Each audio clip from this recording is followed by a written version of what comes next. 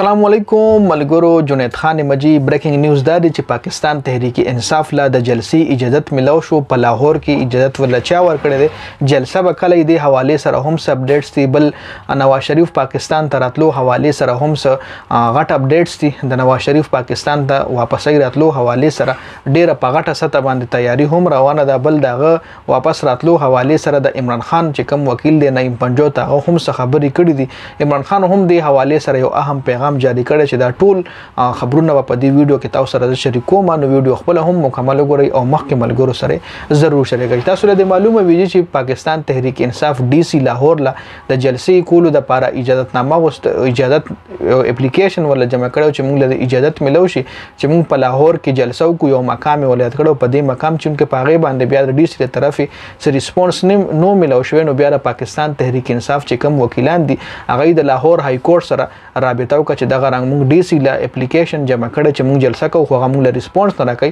نو بیا لاهور های کورټ ډي سي لا اډر وکړو چې تر دای په دې درخواست باندې زر تر زره فیصله وکړو. نو ډي سي لاهور چې کوم دی پاکستان تحریک انصاف لا د جلسې کولو اجازت ورکړی دی. جلسه به کله وي په کم مقام باندې وي د هغې لا کنفرم معلومات نه دراغله چې جلسه په سویم تاریخ کې او کم ځای کې به کوي چې کله هم راشي. او په دې ویډیو کې بیا ان شاء الله د هغې اپډیټس په تاسو سره بیا زه شریکوم نیکسټ ویډیو کې. بل د نواز شریف پاکستان ته واپس راتلو حواله سره د عمران خان وکیل نعیم پنجو ته هم یو ډیره غټه خبره کړې ده.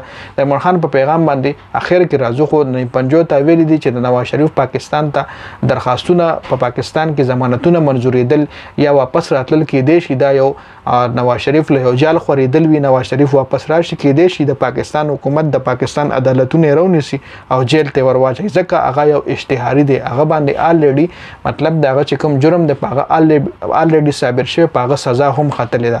نو اوس واپس راتلل هغه الیکشن کې نشي چې هغه الریډي نه اهل دی.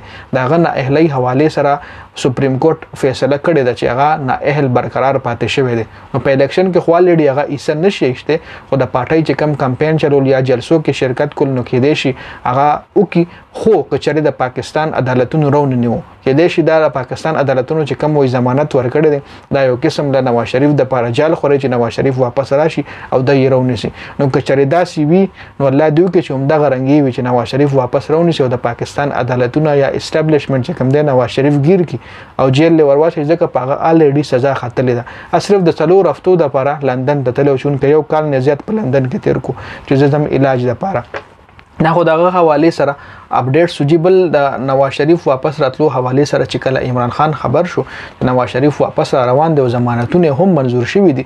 نو عمران خان قوم له دا پیغام جاری کو چې ټول قوم دی یو پر امن احتجاج کی ځکه نواز شریف باندې الریډي جرم ثابت شوی دا یو اشتهاري دی دا یو مجرم دی. نو د لسنګ دومره زر ضمانتونه د منظور شو او د بسنګ واپس راځي دی به جلسو کې ناسته پاسته کوي دی بسنګ د خپل الیکشن د لپاره کمپاین کوي او د پاکستان تحریک انصاف د لپاره دا هم خوشخبری ده چې پاکستان تحریک انصاف په الیکشن هم لړاوي. هغه الیکشن نه اهل شوی نه د پاکستان تحریک انصاف چې کوم جماعت دی.